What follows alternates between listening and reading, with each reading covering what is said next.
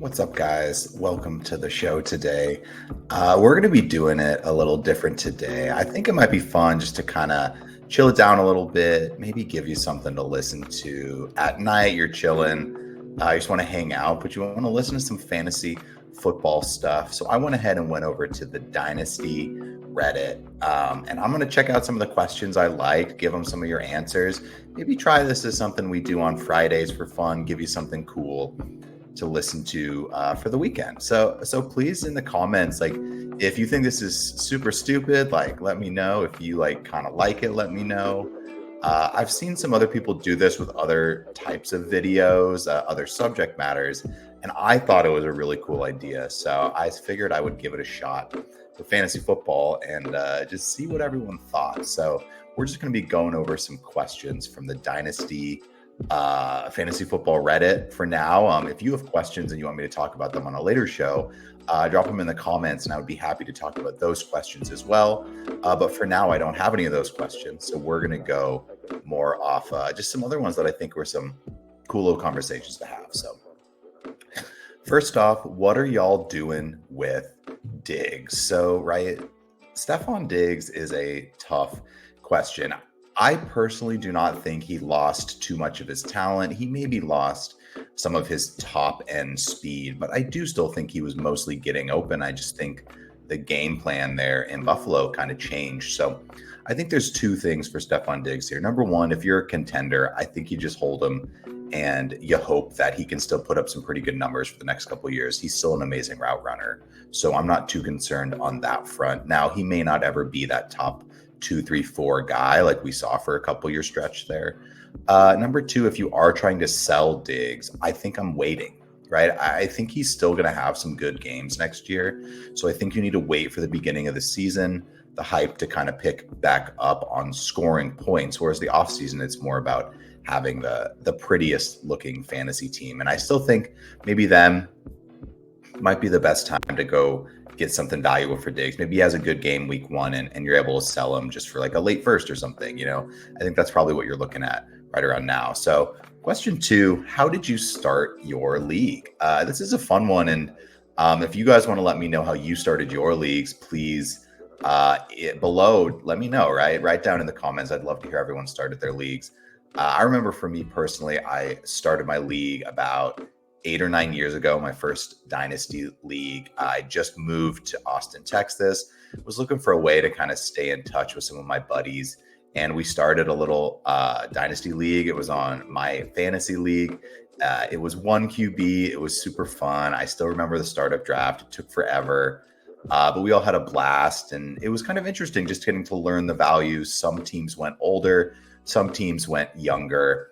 Some of those trades from that first year still haunt people to this day. I remember one dude traded away Christian McCaffrey, traded for Kareem Hunt. It just goes to show in Dynasty that it's why I don't like people that veto trades, right? It's like things can happen where you think right away they may look a little weird, but give it a couple years, man. I think more experienced Dynasty players tend not to overreact when a trade goes down, where some people will freak out. They'll be like, oh my God, like, that dude got such the better end of that deal. But then you start looking at stuff 2-3 years down the road and trades can look totally different than you thought they looked in the moment. So just always keep that in mind. Third one here, if I could start over, I would blank. I just thought this was a super fun question. I mean, for me personally, like I just said in the last question, we started our league about 8 years ago. 8-9 years ago, and we still have defenses and kickers in that league. I've been trying to get rid of them the past couple off seasons, but we have just enough managers that don't want to. So if I would start over, I wouldn't ever put them in. Honestly, I don't mind kickers as much because at least in a dynasty sense, like I happen to have like Harrison Butker in that league. So it's cool to have him every year. Not that he's good, but just like at least you're rooting for a player. I think defenses kind of ebb and flow a little bit more. So it's a little different there. But yeah, that's probably what I would do if I would start over. I think the obvious answer is super flex. We're 1 QB, but I'm not going to get into that. At this point, I'm in multiple super flex ones. So I actually kind of like being in a 1 QB one just so that it's a little different and there's a little more focus on other stuff. But I would say the number one thing that we did correctly is we got a good group of guys that it's one of my favorite Dynasty leagues just because, even though some guys have never won, sometimes do well a lot, but like everyone's mostly still around. And it's just one of those leagues where people aren't ever complaining and whining in the league chat where, we have other leagues where people are kind of doing that. And it's kind of nice and relaxing to have a league of good guys that it's just for fun. So next question here. Chuba Hubbard, big step forward. So I think a lot of this is he's going, Canales is coming over from Tampa Bay, who just really helped Rachaad White kind of had a breakout year. I actually don't hate trying to acquire Chuba Hubbard right now, just based on his price. I think he's RB 30 something on KTC. So I do think he's affordable. It's a tough time of year though, right? I mean, if they add someone, he's probably going to lose snaps. Miles Sanders is still there. So if you can get Miles Sanders super, super cheap, maybe he's the one that has a chance to break out. I think Chuba's probably slightly better than him. And I do think that Carolina offense is probably going to take a slight step forward with Canales there. He resurrected Geno, he resurrected Baker. I don't think Bryce Young is going to be an all-time stud in the NFL, but I do think he's a lot better than he looked last year. And they just need a real offense with maybe another couple wide receiver weapons around him. I'd look for them to maybe add someone in the draft, add someone in free agency, and see what that team can be. I honestly think we have no clue. And that division isn't too scary necessarily, with Tampa, Atlanta, New Orleans. So, I mean, they got a chance. I think they got just as good a chance to win that division as anyone else. My bet would be on the Falcons. I just like the coaching staff coming over. We'll see what they do at QB though. So last question here.